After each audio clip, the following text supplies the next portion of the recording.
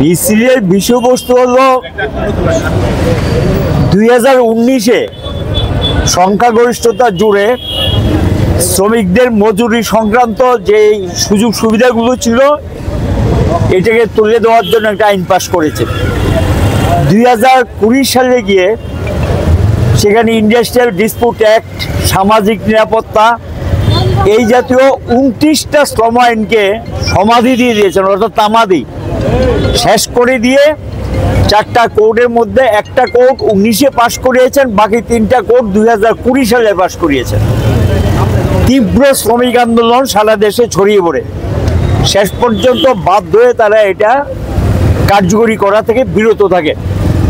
এখন লক্ষ্য করা গেছে 21 তারিখ এটাকে কার্যকরী করার জন্য, নভেম্বরে 21 তারিখে এটাকে কার্যকরী করার লক্ষ্যে একটা খসড়া বিজ্ঞপ্তি জারি করেছেন।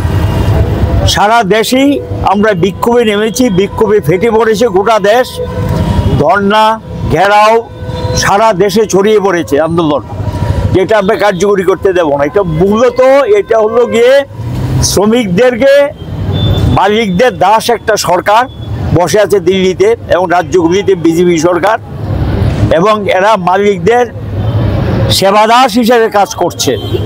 সেবাদাস তার প্রভুদেরকে সেবা করার জন্য 50 কোটি শ্রমিকের ভবিষ্যৎ, তার সামাজিক নিরাপত্তা, তার বেতনের নিরাপত্তা, তার কাজের নিরাপত্তা, তার ধর্মঘট করার অধিকার, প্রতিবাদের অধিকার, সংগঠিত হওয়ার অধিকার মানে ইউনিয়ন করার অধিকার, সব কিছুকে ধ্বংস করে দিয়েছেন। এগুলো ব্রিটিশ শাসিত ভারতবর্ষ থেকে লড়াইয়ের মধ্য দিয়ে অধিকার আদায় হয়েছে এবং সেই অধিকারগুলো এখন মালিকদের হাতে তুলে দিয়েছেন।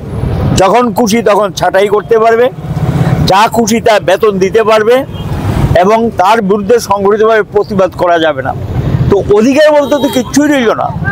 এবং এই 29টা আইনের মধ্যে ভারতবর্ষের কেউ আর বাদ নেই, শিক্ষক কর্মচারী থেকে আরম্ভ করে যারা, তারা শুধু তাই না, ভবিষ্যৎ প্রজন্ম যারা, তাদেরও কাজ পাওয়ার কোনো সম্ভাবনা থাকবে না এবং কাজ পেলেও নামমাত্র বেতনে তাদেরকে কাজ করতে হবে এবং সেই কাজটা হবে অনিশ্চিত কাজ। এবং এই অনিশ্চিত কাজ, অনিশ্চিত অবস্থা দিকে ভারতবর্ষটাকে ঠেলে দিয়েছে। এবং এটা মূলত তারা বলছে লগ্নি আনার জন্য। লগ্নি তো আসবে না, লগ্নি উঠে যাচ্ছে ভারতবর্ষ থেকে। মানুষের ক্রয় ক্ষমতা কমে গেছে, শ্রমজীবীদের হাতে পয়সা নেই, বাজারে কাটতি নেই, শিল্পে মন্দা, কৃষিতে মন্দা, দেশ বিপন্ন, গোটা দেশের মানুষও বিপন্ন।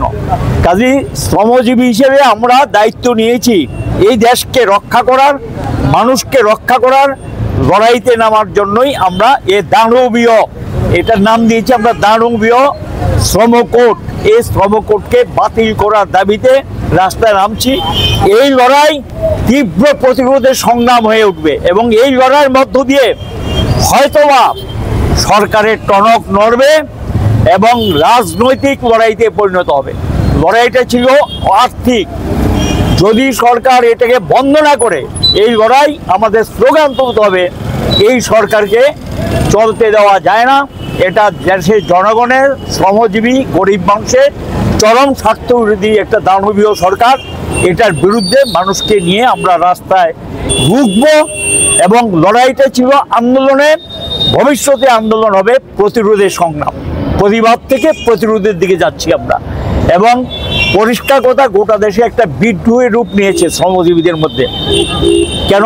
এটা তার ভবিষ্যৎ বিপন্ন। স্বাভাবিক কারণে পিছের দিকে যাওয়ার কোনো রাস্তা নেই, সামনে যাওয়ার পথ ছাড়া। কাজেই তাদের নিজেদেরকে রক্ষা করার জন্য এই লড়াইতে নেমেছি। আজকে এটা প্রাথমিক পর্যায়ে আমরা শুরুয়াত করলাম এবং এই লড়াই চলবে এবং 10টা ট্রেড ইউনিয়ন দিল্লিতে বসেছে, আরও আলোচনা চলছে সংযুক্ত কিষাণ মোর্চার সঙ্গে। দেশকে যদি তারা এটা না করে হয়তো একটা অচল করার দিকে শ্রমজীবীরা যেতে বাধ্য করবে, তার জন্য দায়ী থাকবে সরকার সম্পূর্ণ।